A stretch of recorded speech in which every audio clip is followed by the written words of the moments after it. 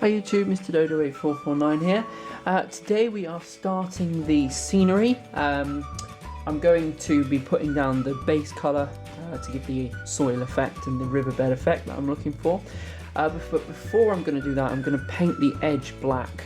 I want to do that before I put any scenery on, because if I get black paint on the scenery, it could be quite difficult to kind of disguise it or get it off and so on, whereas if I get black paint on the paint, then I can just paint over it. So I'm going to do this quickly.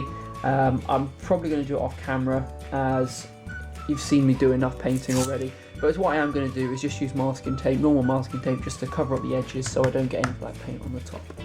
All painted now. It's still drying, but I can carry on anyway. So I've just given it just a simple black edge, and I think actually it just brings out the colours on top of it. Masking tape worked well. There were one or two bits where it's just seeped through, but that's fine. This is why I did it beforehand, because when I put stuff on top of that, it will hide it away quite nicely. So I made myself, there it is, some scatter material. Now this is the base colour that I'm using. As you can see, it's a very dark brown I've gone for. Now this is made from soil and sand, mixed it at about a 3:1 ratio of soil to sand. It's all you have to do is go out, dig up some soil, find some sand from somewhere, place it in your oven on kind of a flat tray, leave it in there. I did about 120 degrees for about an hour. Every now and then I would just turn over the soil, especially just to get rid of the moisture out of it. You need to make sure it's 100% dry, and then you simply just run through a sieve, normal sieve, and you end up with something like this. And I mean, what's more realistic looking for soil than soil? So that's why I'm using it. Now hopefully this will work quite well. This is the first time I've used this brush, so whenever I first use a brand new brush, I pull any loose bristles out, because sometimes, especially if you use a cheap brush like this, the bristles sort of come out. There you go, a few of them are coming out now. And if they come out while you're gluing, it's a pain in the neck. So I'll just show you briefly, and then I'll probably fast forward the rest of it. So just want some glue. Probably going to start off up here.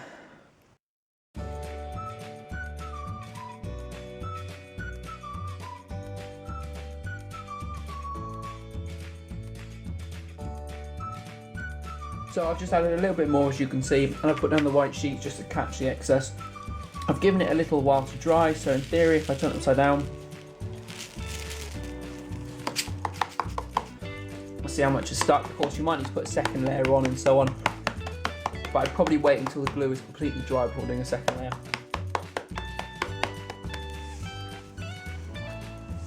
There we go.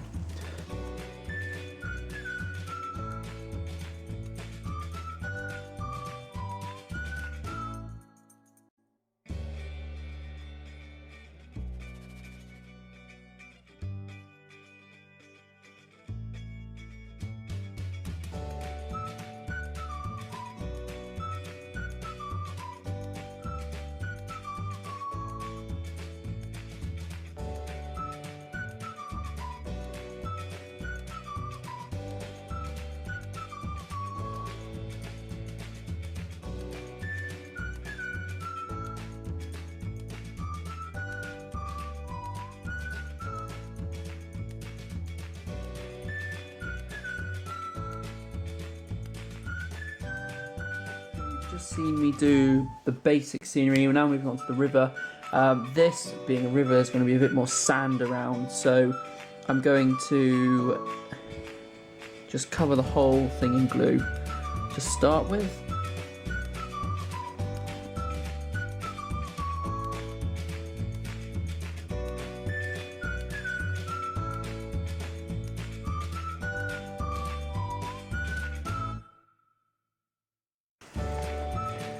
Quite nice look there. I actually think that's what I'm going for. It's not a clean blue fast flowing river. It's very slow. It'll be a dirty muddy river.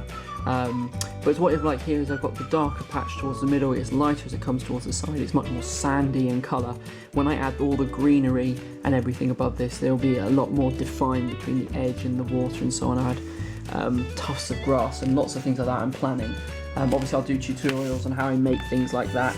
I've already explained in this video how I made the soil. I don't feel like I need a tutorial for that because it's quite obvious. Just get it in the oven, dry it out, sieve it through. Thanks for watching, and I'll catch you again in the next episode. Bye for now.